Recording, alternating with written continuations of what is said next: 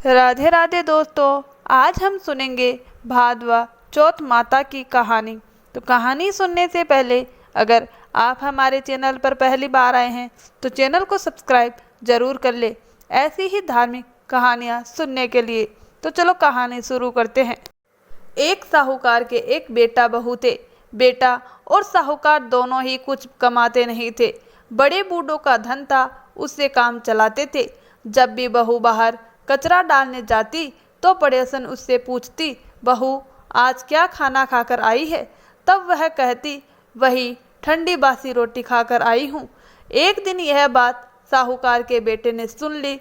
उसने अपनी माँ को सारी बात बताई और पूछा कि माँ, तू तो बहू को रोज गरम गरम खाना परोसती है, तब भी वह पड़ोसन से कहती है कि वही ठंडी बासी रोटी खाकर आई हूँ।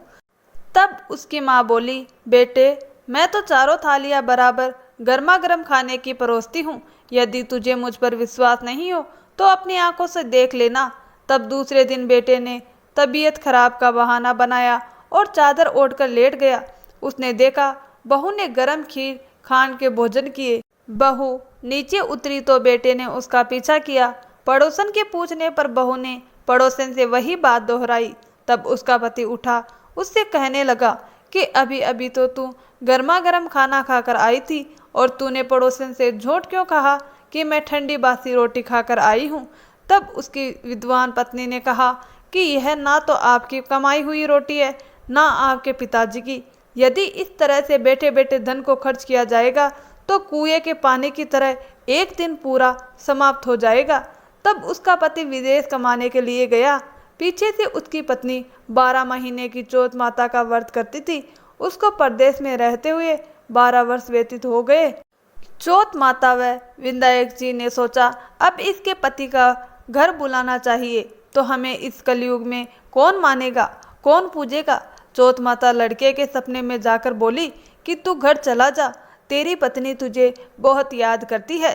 तब वह बोला कि मैं कैसे चला जाऊं, मेरे यहाँ बहुत बड़ा कारोबार फैला हुआ है। तब चौथ माता बोली कि सुबह एक दीपक जलाकर चौथ माता का नाम लेकर बैठ जाना, देने वाले रुपए दे जाएंगे और लेने वाले ले जाएंगे। उसने सुबह उठकर वैसा ही किया और उसका सारा कारोबार एक दिन में ही सिमट गया। जब वह घर जाने के लिए रवाना हुआ तो रास्ते में उसे एक सांप आग के पास जाता हुआ मिला।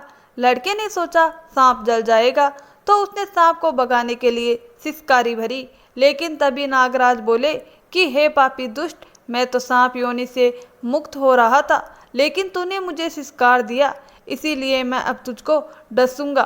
तब वह लड़का बोला, हे नागराज, तुम मुझे अवश्य खा लेना, मैं आपको वचन देता हूँ, मैं 12 वर्ष बाद अपने घर मिलने जा रहा हूँ। कल रात आप अवश्य आ जाना। जब पति घर आया तो वह बहुत उदास था। पत्नी के कारण पूछने पर उसने बताया, पत्नी चतुर थी। उसने एक सीढ़ी पर दूध का कटोरा रख दिया, दूसरी पर बालू मिट्टी बिछा दी, तीसरी पर फूल माला बिखेर दिए, चौथी पर इत्र छिड़क दिया, पांचवी पर मिठाई रख दी।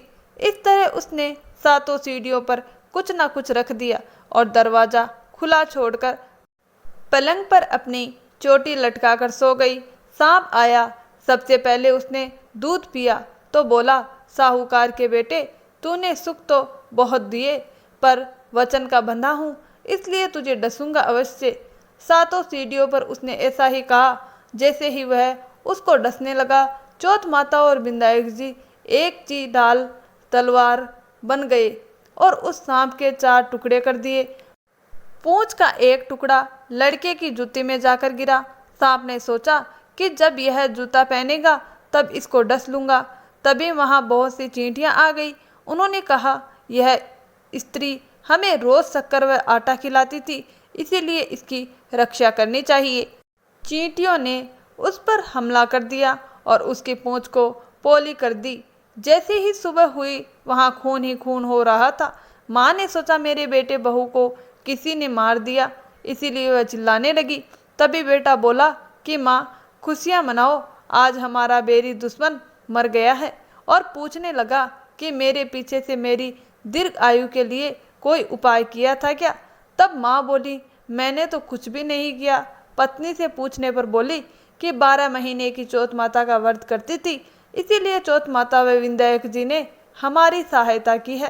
तब सास बोली, यह झूठ बोलती है, रोज मैं इसे 4 बार रोटी देती थी, तो फिर इसने चौथ का व्रत कैसे किया? तब बहन बोली कि एक बार गाय को खिलाती, एक मेहतरानी को देती, एक जमीन में गाड़ देती, शाम का खाना मैं चंद्रमा को अर्घ देकर खाती। यदि विश्वास नहीं है तो पूछ लो। तब गाय माता से पूछा तो वह हंसने लगी और पलाश के फूल उसके मुंह से गिरने लगे।